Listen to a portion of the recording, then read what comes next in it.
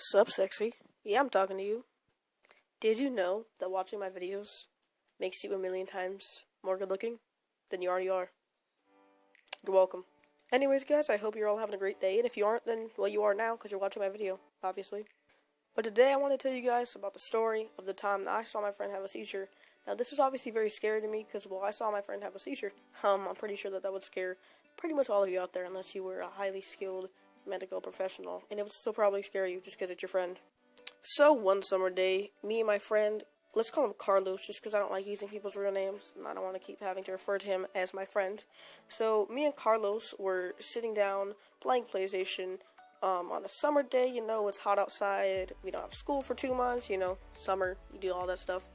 But anyways, we were just playing PlayStation, and then my dad comes in and asks if we want to go on a bike ride. And at first, I was just like, I don't know, because I don't, you know, when you're playing PlayStation, the last thing you want to do is go outside, especially on a summer day, when you just want to stay inside and play PlayStation all day. But Carlos, he said, yeah, sure, let's go. So I was like, alright, I'll go.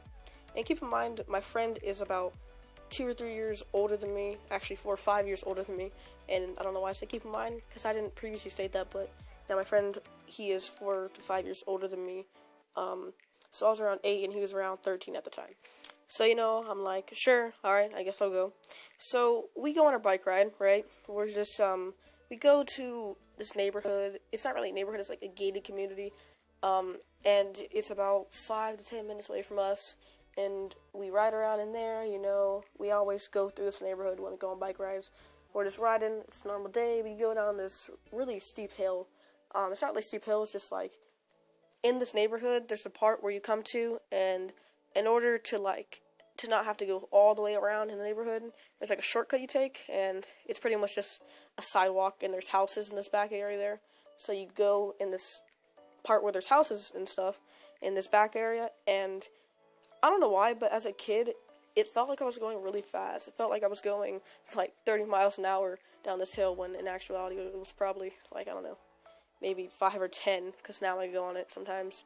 I actually haven't been in a while, but the last time I went I was around 10, and it was actually really slow. But anyways, that's not important. So we were going down this area here, and nothing happens yet.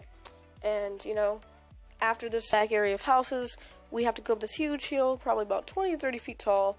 And yeah, we go up this huge hill, everything's fine. Then we get onto the flat surface, flat ground, where we are now off the hill. We made it past the hill, you know, everything's good. We go into second gear, and that's when things just go downhill. Get it? Like, the hill. You know, that wasn't funny. That wasn't even really a play on words or a pun or anything. That was just stupid. Just like me. I just burped and cried at the same time. But anyways, excuse me, because I burped. And sorry for crying there. I just get really emotional. You know, these videos really take a lot out of me. But anyways, let's get serious again. So everything's going good. You know, we go up this real windy road that leads to our neighborhood. And what happens is, we're right outside our neighborhood. Like, we're 30 seconds away. We are probably 30 seconds away from getting into our neighborhood. Or to getting to our houses anyways. We're probably about 5 seconds away from actually getting into our neighborhood. Maybe 10. I don't know, give or take a few seconds there. But that's not really important. What is important is what happens next. And that is that my friend decides to just book it. Like, he starts going fast all of a sudden, because he's just trying to get back into the neighborhood quick, you know. And, yeah, I think you guys can see where this is going here. So, it's just like a flat stretch, right? Not a flat stretch, it's just a straight stretch, probably for about a mile or two to get into our neighborhood. And we're, like, right outside our neighborhood, as I already said. And he just starts booking it. Carlos starts booking it. He's going for the taco van. I don't even know why I named him Carlos. He's white. He's not Mexican at all. But, I don't know, he might be. I'm assuming he's not, though. As far as I know, he's pure white. But, yeah, Carlos. Carlos is the name for a white person, I guess. Anyways, he just starts booking it, and he falls. Like, his handlebars, he does, like, a really weird thing with them. He, like, I don't know how to describe it, but he just kind of flips over his handlebars. And then, the way his legs, like, his feet were still on the pedals. Like, they weren't still, like, on the pedals, but his legs were still, like, because you know how when you go on a bike and you put both legs over, and it's, like, both of your legs are over the frame, both of his legs were still over the frame. And then I go up there to check on him. I go pretty fast. I mean, I don't go like real fast, but I do go pretty fast. And I noticed something that was strange. Like, when he fell, he didn't make any noise. He didn't move. Because, you know, when you fall, you're like, I don't know what that was, but yeah, I did that. But, you know, when you fall, you start crying or something, or you make a noise, something, or you move, at least you move. He wasn't moving, so I'm like, oh, this is kind of weird. He seems really calm for falling, so I'm like, oh, he might be just playing a prank on me or something. It's a prank, bro.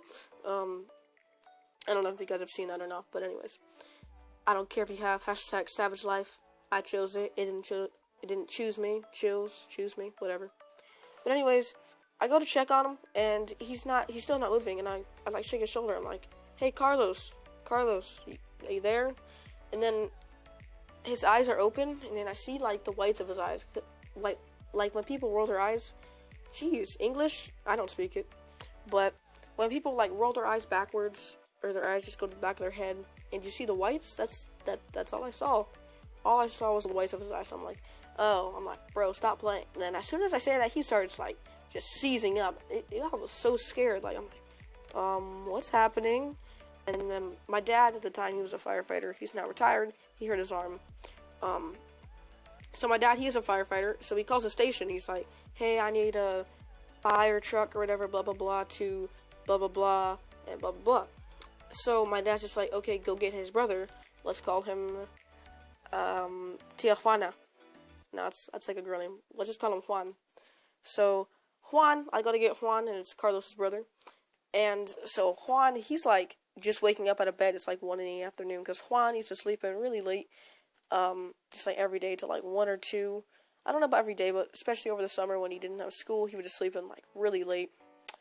And so I go to get Juan, and I start ringing on the doorbell, and actually, I wasn't going to get Juan, I was going to get Carlos' parents, but they weren't home at the time, and I didn't know that, so I just kept ringing the doorbell, and I'm like, hey, Mr. blah, blah, blah, blah, blah, blah, and then Juan comes to the door, and he's just like, yeah, and he's not even, I'm pretty sure he just got out of bed, because I said to him next, I go, hey, Carlos just had a seizure, or is having a seizure. He's like, okay. And then he closes the door, and I'm pretty sure it took him like a second or two to realize what has happened, because, you know, when you wake up, you're not really thinking straight. He realizes what I said, and he just comes running down. So what happened was the fire department came, and they took him away. He was okay in the hospital, but I was worried about him for a while in the hospital there. But anyways, he was fine, and yeah, that was the story about the time that I saw my friend have a seizure. If you're new, subscribe, comment, like, all that good stuff, and yeah, I'll give you a cookie if you subscribe. It's just the custom of gaming commentators to say that they'll give something to people, even though they won't. Peace. Now, you probably didn't understand the word I just said there, and it was just because I was too lazy to add the same gameplay for the third time in this video. #The Savage Life did not choose me. I chose the Savage Life, and the gameplay is by Mr. Beast. Go check him out. He makes random videos. That's all I have to say, and they're awesome. But anyways, so I guess I'm promising you guys a whole bunch of bananas and eczema relief and a lamp and an exclusive. Simon Says. Solo Bandit. Yep, you heard him. He said solo something.